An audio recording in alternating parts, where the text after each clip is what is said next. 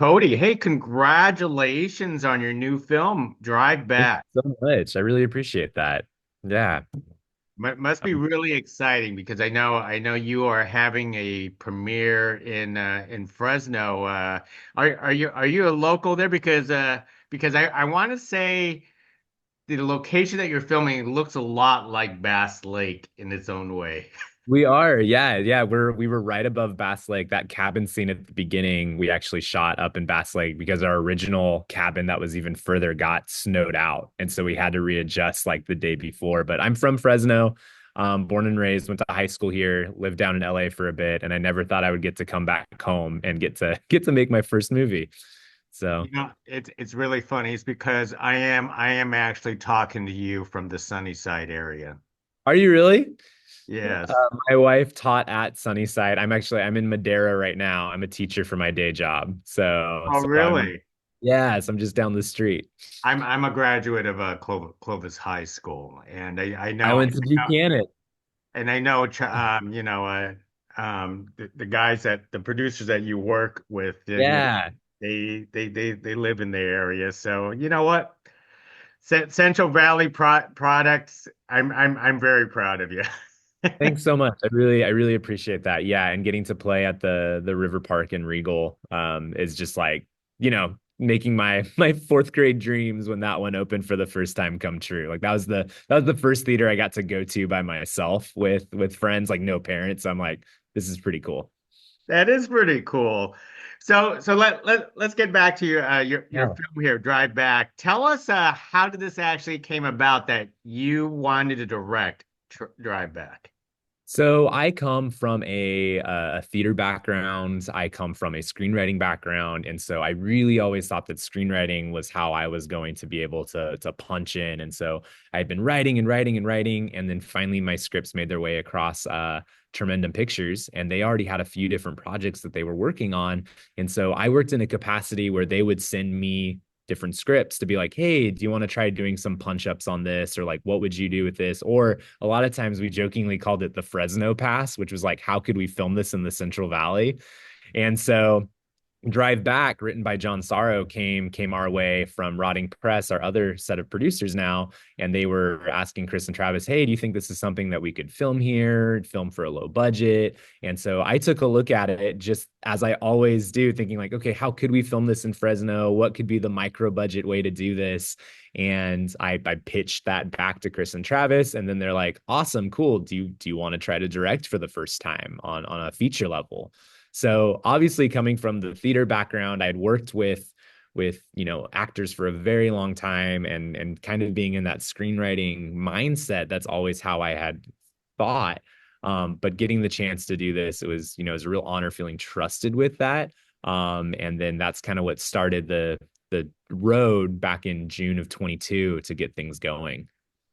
Most excellent. So you did mention that you filmed in the Fresno area. We name dropped Bass Lake. Yeah. So tell us about this area for those people who don't know, because a lot of people aren't even aware that this is so close to like Yosemite or the southern So Yosemite. yeah. So we filmed really close to the southern tip of Yosemite. So we worked really closely with the Madera County Film Commission.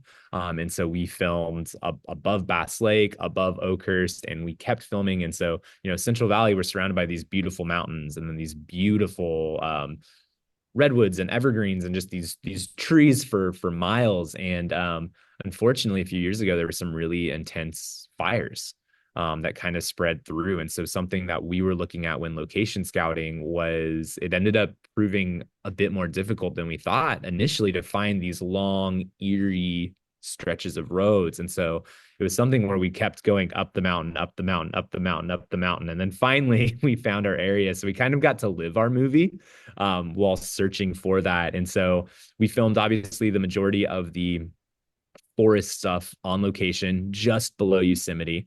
And then we filmed all of the car driving stuff in a studio in Fresno, California. But we got snowed out on the mountain. Like I said that with our cabin, and we had to move down lower. And so there's actually a few sequences in the film that look like they take place in the forest, but we actually filmed that off of a off of one of the main roads in Fresno, just on a bike trail. And I feel like it kind of matches pretty seamlessly. I'm actually surprised that you filmed so close, what during the winter?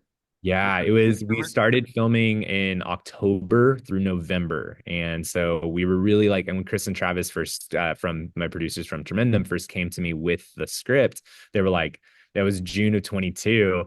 And it was kind of with the caveat of, hey, we need to film this before it snows. So it was really an expedited process of just a few months of, storyboarding, shot listing, putting together a team, finding the are my actors that I feel like did so brilliantly in this, but doing it in such a quick way that it was kind of like a grad program or like a film school rush for me, like truly trial by fire to get this thing up and going by then. Now, besides the weather being challenges, well, doesn't the isolation and also the daylight prove challenging up there? Yeah. So our assistant director, JD, he had a saying where he's like, a lot of people for their first movie, they make a cabin in the woods movie. And he was joking, Cody decided to do a woods around the cabin movie. And that's really what it felt like because there was such an isolation. We were out of cell phone range. We were out of communication with our loved ones, and really kind of all a community of us going a little not crazy on the mountain, but um we really did need to rely on each other. And I think that is one of the things that I've loved about this whole process is like, there's probably about a consistent crew with actors of about 16 to 18 of us up on the mountains, and really just everyone gave so much of their time, their energy, their life when we were up there, because we were having to race against the sun every single day to get the shots that we needed. And then all of our nighttime shots, we were racing against the sun the other way to try to get everything we needed before the sun rose. So it was definitely isolating from our folks down here, but it really did create such a tight crew bonds that I really don't think we could have pulled this off in the time that we did and the budget that we did if we didn't have that going for us. Now, for the casting side, you mentioned that you were so grateful to have Zach and Whit as your two primary stars Yeah. in this film. Tell us about how you landed on them and why they were perfect. So they were just so perfect, and we did an open casting call for the roles, and both production companies also gave me a list of like, hey, here's some actors that we've worked with in the past that we've really liked, and it was kind of like a fun marriage of both companies where Tremendum had worked with Zach before, Rotting Press had worked with Wit before, and so we'd seen so many. And then when I finally saw both of their individual auditions, Zach, I think we gave him a version of the story that he tells multiple times in this film. We had him do it two different ways, and so that was really cool to get to see. And that's where I'm like, this guy's great. And then when we finally saw their chemistry read together, it was just like we knew there was no driving back on anyone else. We were like, these are our people.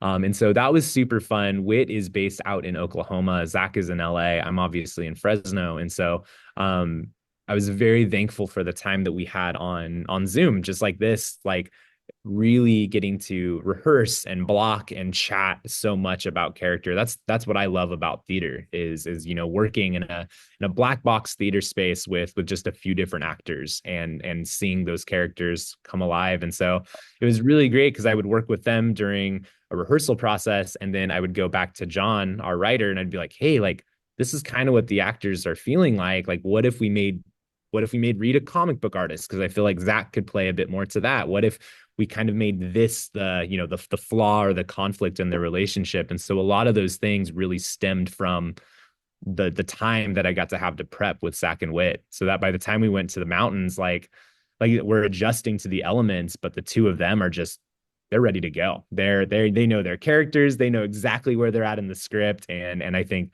their preparation was a main reason why we were able to get through so much when we were up there. Well, I'm glad you pulled it off because time of the ex essence was very paramount for Yeah, it was. now in let's talk about the third character, the car. Yeah. Tell us how you pulled off the filming of that with that car. So the car was the first character that we cast. And we say that just because there was we knew very early on that we wanted the two different versions of the car. Obviously, the hero car that they're driving in the entire time that they're encountering the bumper with, but at some point they encounter a destroyed version of their car, like that has been there for a very long time. And that was what we needed to do to base off of our car. So in Fresno, where we're from, there was a scrapyard, a car scrapyard. And, talking to them, they were basically like, hey, these are the cars that we don't mind if you take out and thrash. And so we kind of had to audition the stunt double before we got to cast the real actor. So we knew which of like the four cars we could end up destroying.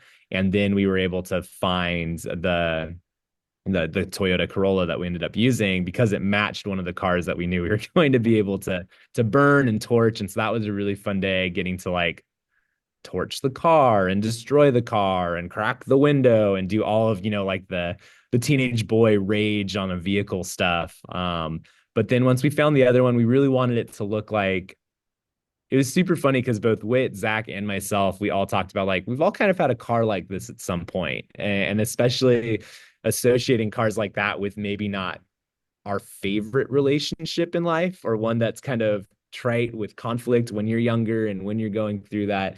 And so uh the car, so much of the practical driving we did after principal photography, just with some pickup shots. But the car spent most of its time when it wasn't in the mountain in the studio space where we filmed a lot of their dialogue in the car together. Now, the scrap car, did you have to tow it from the scrap yard into Yeah, the so middle of the wilderness and leave it in the wilderness for a little bit? yeah, so we had to leave it in the wilderness for a few days, and once again, we did all of this through the Madera Film Commission, but um, there were some park rangers that definitely came by a few times on like, oh my, like what happened here, and it was very funny seeing some people drive by when we were going, and at one point a couple up in the woods stopped us and was like, hey, just be careful, like there's an abandoned car up there, and we're like, yeah, we know it's all good. That's pretty awesome. Now, you I understand, and you mentioned that this is your directorial feature film debut. How was that overall experience for you, especially coming from that you're a theater teacher? Yeah, it was great. I've learned so much. I feel like the best advice that I could give to anyone trying to do their first feature is to surround yourself with people who know a whole lot more than you. I was very thankful to have producers that believed in me, a cinematographer, Lucas Patassi, who had done so many other films kind of this nature and in this budget. So I really got to work with a collaborator that was able to help me out. I had an AD who helped keep us on pace, and I had two actors that really just believed in the project. I was really surprised at how transferable so much of the the theater world and rehearsing and doing all of that carried over, but it carried over in the prep work. And it's you do a project in theater, and it's that live show, right? You have to get to this point, but when you're doing a film, it's so chopped up. And so really working, and especially a film like this where emotions might not be quite what they seem depending on what part of the film it's at, really working with the actors to make sure they were consistent at where they should be. Um, I really couldn't have asked for like a better team to do that with. I also got to I really love early 2000s, late 90s, like practical like blood effects and gore. And so we had another Central Valley guy, Rob Vargas. He was our VFX guru. He's done a lot of stuff with Tremendum before, and so I think that was super fun. Where no one told me no on this. I think was the biggest part where it was like, hey, can we try to do this, or hey, can this be done Chris and Travis did so much on the VFX side of things. Rob did so much on the practical side, and the actors just really rocked it with their performances. So I was so thankful to have an awesome team. I think that's how I made it through as a director. You know what, that is wonderful, though, and especially I'm glad that you brought the practical effects up because I always love to ask horror directors, practical versus, VFX, effects, using those into films. And I want to say Yeah. you kind of did a little bit of both We did into the both. film. And I think so much there's a really weird narrative I feel like going on in the industry right now that's really like downplaying VFX artists like, and I don't understand it because like sitting at a computer and making magic out of something that was like not working is such a skill. And so getting to work with the practical effects and knowing we're going to enhance it with the computer VFX, like to me, that's a no-brainer. And that's such a strong synthesis. And I feel like that's one of the reasons why our film, even for as low a budget as it is having some standout moments because it's that blend of real and VFX together. Now, how much mentorship did Travis and Chris actually provide? I know they provide a lot of assistance with the VFX effect Mhm. and being on the set production, but these guys been doing horror movies for quite some time, and they're Fresno celebrities. I bump into them all the time. Totally, totally. They are. They've done horror for so long and especially in this ballpark of being scrappy filmmakers. And I think that was something where like I just mentioned, like they didn't say no to whether or not we could do things. Instead, they helped collaborate with me and with our DP and with our AD to be like, how can we pull this off? Travis is even he's in the movie. He's in the killer costume the entire time. Like so he's our go-to not stunt performer as he's walking around. And so it's such a good presence on set, such an encouraging presence on set. And it was so good having, like you said, these local Fresno celebrity mentors like really help and coach me through this first time. And how long did it take you guys to come up with that look and costume of that stranger in the woods?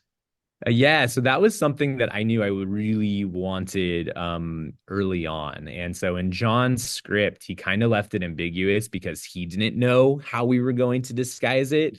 And it was also something when we were first dealing where it's like, okay, is it daytime on this road the whole time? Is it nighttime? Like, what's it going to be like? And so I knew it needed to be something to cover. And I'm a big fan, and Chris and Travis are too, of like very classic like killer looks and like horror villain looks. And so I really got to work closely with Rob Vargas, our, also our blood guy, and gave him a few different references. I grew up in the 2000s and 90s. And so the scariest thing in my life was a ring wraith from Lord of the Rings for a while. And so I really was like, I want a hood with no face. Like that's so scary. And it also kept the identity of the antagonist kind of a secret till the end because it was this void. So that was something that I feel like we actually settled on very early on. Like Rob kind of knocked it out of the park with like the first draft of that.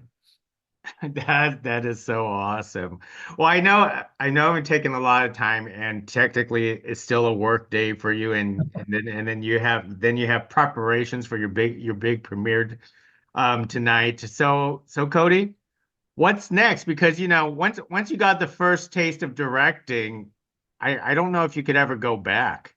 Yeah, I don't think you can go back. I've still been before Drive Back started and even during I've had several other projects that I've been writing that I've been working on.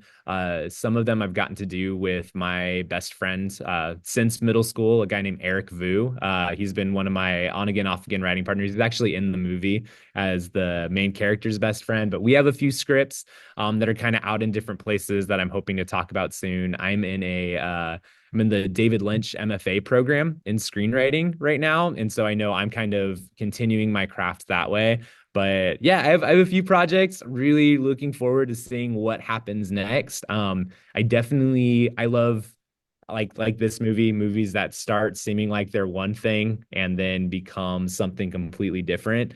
So a lot of my projects are in kind of a similar, similar vein as that. But yeah, if anyone's interested, they can follow me at Kodash27, where I definitely post a lot of dog pics, but also what I'm up to. Most excellent. Well, Cody, it's been a pleasure speaking to you. Maybe we'll bump into you. I might actually swing by tonight. Please do, please do. Yeah, that'd So be awesome. it's I know it's kind of weird because we're not in LA and we're talking about a premiere, in 3 hours away from Los Angeles, and we could just I know. step into that theater together. But yeah, most That'd excellent. be So great. hopefully we get to do this again, Cody. Thank you so much. This was awesome. Nice to meet you.